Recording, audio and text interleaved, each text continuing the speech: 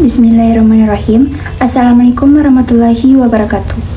Perkenalkan, saya Sri Amira Damayanti dengan NIM 25101012 dari program studi S1 Kesehatan Masyarakat di Universitas Indonesia Timur. Baik, pada kesempatan kali ini saya akan memaparkan materi yang sangat fundamental dalam kehidupan kita sebagai muslim, yaitu akhlak. Sebelum masuk pembahasan utama, mari terlebih dahulu memahami pengertian akhlak. Akhlak merupakan salah satu pilar ajaran Islam yang memiliki kedudukan yang sangat penting. Islam tidak hanya mengajarkan hubungan manusia dengan Allah Subhanahu wa Ta'ala, tetapi juga hubungan antar sesama manusia dan makhluk lainnya. Dalam kehidupan sehari-hari, akhlak menjadi cerminan dari keimanan seseorang. Orang yang beriman akan menampilkan akhlak yang baik sesuai dengan ajaran Rasulullah SAW. Secara fundamental, kita harus memahami akhlak bukanlah sekedar etika atau sopan santun biasa. Definisi akhlak terbagi menjadi dua bagian. Pertama, secara etimologi. Kata akhlak berasal dari bahasa Arab al-khuluq yang merupakan bentuk jamak dari khuluqun. Menariknya, kata ini seakar dengan kata kalikun, pencipta, dan makhlukun, ciptaan. Ini menunjukkan bahwa akhlak adalah kaitan erat antara hamba dengan penciptanya. Kedua, secara terminologi. Menurut Imam Al-Ghazali, akhlak adalah sifat yang tertanam dalam jiwa yang menimbulkan perbuatan-perbuatan dengan gampang dan mudah, tanpa memerlukan pertimbangan dan pemikiran. Akhlak bukanlah sekedar pelengkap, melainkan inti dari ajaran Islam. Dasar hukum akhlak yaitu Al-Quran dan hadis. Dalam Quran Surah Al-Qalam ayat 4, Allah memuji Nabi Muhammad SAW, dan sesungguhnya kamu benar-benar berbudi pekerti yang agung. Ini menegaskan bahwa standar tertinggi kemanusiaan adalah kualitas akhlaknya.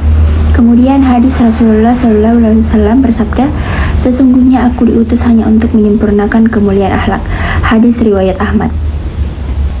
Adapun pembagian akhlak berdasarkan sifatnya dibagi menjadi dua bagian. Pertama, akhlak mahmudah, terpuji. Akhlak mahmudah adalah perilaku baik yang dianjurkan oleh Islam dan dicontohkan oleh Nabi Muhammad SAW.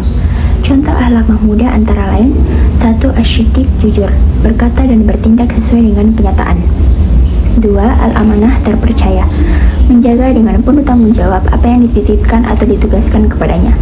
3. Al-ikhlas, melakukan segala sesuatu hanya demi mengharap ridha Allah Subhanahu wa Ta'ala tanpa pamrih manusia.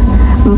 At-tawaduh, rendah hati, mengakui kelebihan diri tanpa merendahkan orang lain atau merasa lebih mulia. 5. Al-him, sabar dan santun, kemampuan mengendalikan diri dari amarah meski dalam posisi mampu untuk membalas. Kedua, akhlak masmumah atau tercela. Sebaliknya, akhlak masmumah adalah perilaku buruk yang dilarang oleh Allah Subhanahu wa Ta'ala dan menjauhkan manusia dari kebaikan. Akhlak ini harus dihindari karena dapat merusak diri sendiri dan orang lain. Contohnya, 1. Pamer, beramal saleh dengan tujuan agar dilihat dan dipuji oleh manusia. 2.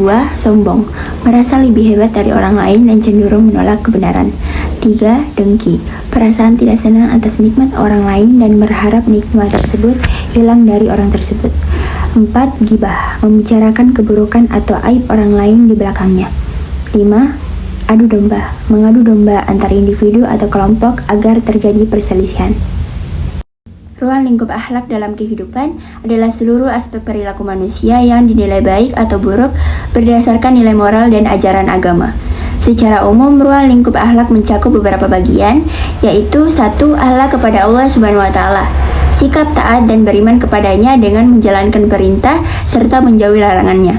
2. Akhlak kepada diri sendiri, sikap menjaga dan menghargai diri melalui kejujuran, kedisiplinan, dan tanggung jawab. 3. Akhlak kepada sesama, perilaku sopan, adil, saling menghormati, dan tolong-menolong dalam kehidupan sosial. 4. Akhlak terhadap lingkungan, sikap peduli dengan menjaga kebersihan dan kelestarian alam. Kehidupan modern banyak membawa kemudahan, tetapi juga tantangan moral yang kompleks di era digital. Misalnya, seorang mudah tergoda untuk berbohong di media sosial. Untuk itu, akhlak menjadi pedoman utama agar manusia tidak tersesat oleh kemajuan teknologi. Penerapan akhlak dalam kehidupan modern dapat diwujudkan. Contohnya, menjaga kejujuran di dunia maya, seperti tidak menyebar hoaks atau memfitnah. Menjaga sopan santun dalam komunikasi digital, baik melalui pesan, komentar, maupun unggahan. menghargai perbedaan dan keberagaman, karena masyarakat modern semakin majemuk. Menjaga keseimbangan antara urusan dunia dan akhirat, agar tidak terjebak dalam materialisme. Nah, kesimpulan yang dapat dipetik dari materi saya yaitu akhlak bukanlah sekedar hiasan luar, melainkan pantulan dari apa yang ada dalam hati kita. Ibadah yang kita lakukan seperti sholat dan puasa, tujuan akhirnya adalah melahirkan akhlak yang mulia. Maka, indikator paling sederhana untuk melihat kualitas imam seseorang bukanlah dari seberapa fasih ia bicara agama, melainkan seberapa baik ia memperlakukan manusia dan alam sekitarnya. Demikian presentasi yang dapat saya sampaikan. Terima kasih atas perhatiannya. Wabillahi taufiq wal hidayah. Wassalamualaikum warahmatullahi wabarakatuh.